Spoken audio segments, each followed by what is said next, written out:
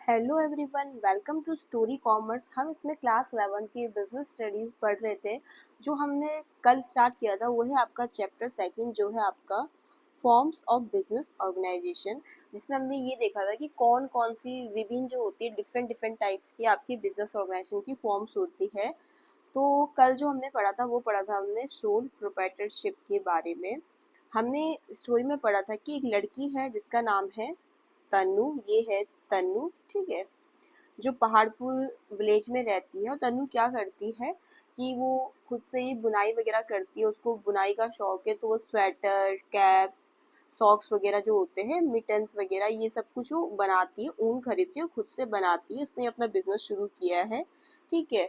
बाद में हमने स्टोरी में देखा था कि पहले तो तन्नू सब कुछ खुद ही करती थी, फिर जो उसका कजन होता है बाद में वो भी उसके साथ उसके बिजनेस में ज्वाइन कर लेता है। और जो तनु का पहले बिजनेस कैसे था आपका, सोल प्रोप्राइटरशिप वाला था, क्योंकि वो सिंगल ओनर थी, उसकी लाइबिलिटी भी अनलिमिटेड थी, ठीक है। फिर बाद में उसका कजन आके कहता है कि हम दोनों मिल के बिजनेस को करेंगे, तब उसका बिजनेस कैसे बन जाता है, पार्टनरशिप वाला। तो हमने देखा कि तन्नू का पहले बिजनेस कैसा था, सोल प्रोप्राइटरशिप वाला। उसके फीचर्स हम ऑलरेडी डिस्कस कर चुके हैं। अब हम देख लेते हैं कि जो सोल प्रोप्राइटरशिप वाला बिजनेस होता है उसके मेरिट्स क्या होते हैं। अब देखो, तन्नू जब तक अपना बिजनेस खुद से कर रही थी, जो था उसका तन्नू थ्रेड्स के नाम से पहले, बाद में तो ये हुआ कि उसके कजन भी आ गए, तो दोनों ने नाम क्या रख दिया, TR थ्रेड, ठीक है। तो जो पहले उस तन्नू को क्या फायदा होता था उसमें, बाद में देखा ना हमने, उसके कजन ने भी ज्वाइन किया तो उन्होंने नाम बदल के क्या रख दिया, TR थ्रेड्स। बट इसको छोड़ के हम पहले देखते हैं कि तन्नू का जब तक अपना ये स्वेटर वगैरह बनाने का बिजनेस खुद का था, जब तक वो खुद ही सिंगल ओनर थी, जब तक उसका किस फॉर्म में था ये बिजनेस, सोल प्रोप्राइटरशिप के फॉर्म में। तो तन्नू को क्या फायदा होता था, क्विक डिसीजन मेकिंग। अब सही बात है, उस समय तन्नू अकेले थी तो उसे किसी और से ऐसा नहीं होता था कि कंसल्ट करना पड़ता था कि भाई मैं ये डिसीजन ले रही हूँ बिजनेस के बारे में, तुम अपनी राय दो। तो एकदम से डिसीजन ले लेती थी, क्योंकि उस समय वो अकेली थी। तो यही है पहला फायदा आपका सोल प्रोप्राइटरशिप का, यही होता है कि क्विक डिसीजन मेकिंग, इसमें जल्दी से डिसीजन ले सकते हैं। Second, confidentiality of information. सही बात है, आप अकेले अगर अपने बिजनेस के ओनर हो तो आपकी जो सारी इंफॉर्मेशन है, सूचनाएं, वो आप तक ही रहेगी, गोपनीयता बनी रहेगी आपके इंफॉर्मेशन की। तो एक सबसे बड़ा फायदा ये भी है इसका।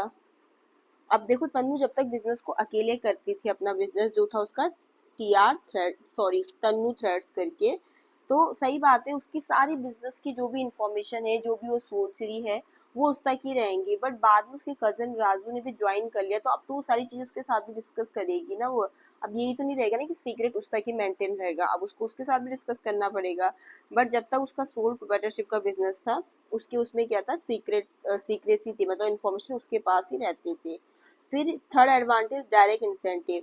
जो भी तन्नू को अपने बिजनेस में फायदा होता था, सारा प्रॉफिट उसी के पास जाता था, जो उसको और भी अच्छा करने के लिए मोटिवेट करता था। उसको अपना प्रॉफिट किसी के साथ शेयर नहीं करना पड़ता था। फिर आपका सेंस ऑफ अकम्पलिशमेंट। देखो, जब आप अकेले किसी चीज को करते हो और खुद से ही कर रहे हो, तो जहाँ पर आप खुद ही ओनर हो, खुद ही अपने बिजनेस को मैनेज कर रहे हैं, तो आप एक्स्ट्रा भी अगर काम करोगे, ज्यादा मेहनत भी करोगे, तो आपको अच्छा लगता है, क्योंकि आप अपने लिए कर रहे होते हैं। तो एक सेंस ऑफ अकम्पलिशमेंट भी आती है, पर्सनल सेटिस्फेक्शन देती है जो। फिर बिजनेस को, जो सोल प्रोप्राइटरशिप का बिजनेस है, उसे फॉर्म करना और क्लोज करना बहुत ही इजी होता है। बस सिंपली कोई सिंपल सेटअप होते हैं, और वाइंड अप करना भी बहुत ही इजी होता है, ठीक है। क्योंकि आप अकेले हो, ऐसा नहीं कि आपको, जैसे पार्टनरशिप हो गया या कंपनी होगी, जो और फॉर्म होते हैं उसमें हो सकता है ना कि आपको और से भी पूछना पड़े। बट यहाँ पर आप अकेले हो, तो बिजनेस को ईजी होता है सेटअप करना भी, और वाइंड अप करना भी बहुत ही ईजी होता है। ये आपके मेरिट्स है सोल प्रोप्राइटरशिप के। अब आ जाते हैं इसके लिमिटेशंस पे। अब देखो, लिमिटेड रिसोर्सेज।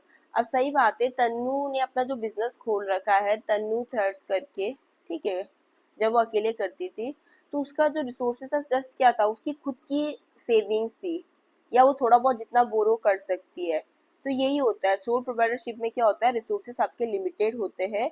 जो ओनर होता है उसकी खुद की सेविंग होगी, या जितना भी वो बोरिंग उसकी कैपेसिटी होगी, तो यहाँ पर लिमिटेड रिसोर्सेज देखने को मिलते हैं। सेकंड है लिमिटेड लाइफ ऑफ बिजनेस। हाँ, सोल प्रोप्राइटरशिप में क्या होता है कि जो बिजनेस कंसर्न होता है उसकी लाइफ जो होती है लिमिटेड होती है, क्योंकि वहां पर आप अकेले ही ओनर हो। अगर कोई होती है कि ओनर की कुछ ऐसी सर्कमस्टांसेस आ जाती है कि भाई वो बीमार है या किसी कारण से उसकी डेथ हो गई, वो बिजनेस को कंटिन्यू नहीं कर सकता है, तो वहीं पर उसका बिजनेस भी खत्म हो जाता है। तो यहाँ पर हम कह सकते हैं कि सोल प्रोप्राइटरशिप की एक लिमिटेशन ये है कि लिमिटेड लाइफ होती है यहाँ पर बिजनेस कंसर्न की। थर्ड लिमिटेशन ये है कि अनलिमिटेड लाइबिलिटी। हाँ, क्योंकि वो अब देखो प्रॉफिट वो सारा खुद ही शेयर मतलब उन्हीं के पास जा रहा जो सोल प्रोप्राइटरशिप में सिंगल ओनर होता है। तो भाई अगर तन्नू जो है जब तक उसका बिजनेस सोल प्रोप्राइटरशिप का था तो उसकी लाइबिलिटी भी तो आपकी अनलिमिटेड ही थी। इवन आपकी जो पर्सनल एसेट्स होती है ना वो तक भी आपकी सेफ नहीं होती है। ठीक है, अगर क्योंकि यहाँ पर क्या होता है, हमने एक चीज पढ़ी थी स्टार्टिंग में कि सोल प्रोप्राइटरशिप में जो बिजनेस है और जो ओनर है उन दोनों में कोई अंतर नहीं होता, दोनों एक ही है। तो बस अगर मतलब ठीक है बिजनेस को नुकसान हो रहा है या ठीक है बिजनेस से कहीं से लोन ले रखा है तो उनकी खुद की जो पर्सनल एसेट्स होती है ओनर की वो भी सेफ नहीं है, वो भी बिक जाएंगी बिजनेस का लोन चुकाने के लिए। फिर होता है आपका लिमिटेड मैनेजर एबिलिटी।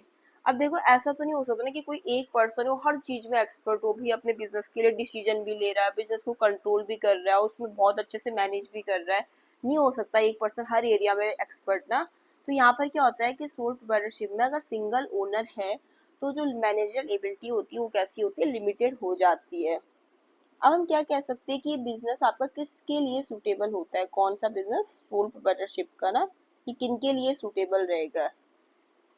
तो देखो जी आपके जो स्मॉल स्केल बिजनेस है उनके लिए सही रहेगा, या जैसे किसी को अपने लोकल ग्रोसरी स्टोर चलाना है, ठीक है, ग्रोसरी स्टोर वो भी जैसे लोकल, ठीक है, तो वहां पर भी सही है, आप अकेले मैनेज कर लोगे, या कोई स्मॉल रिटेल शॉप है या किसी की टेलर की शॉप है, इस तरीके से ना जहाँ पर क्या होता है लिमिटेड कैपिटल की जरूरत होती है, तो वहाँ के लिए सूटेबल है।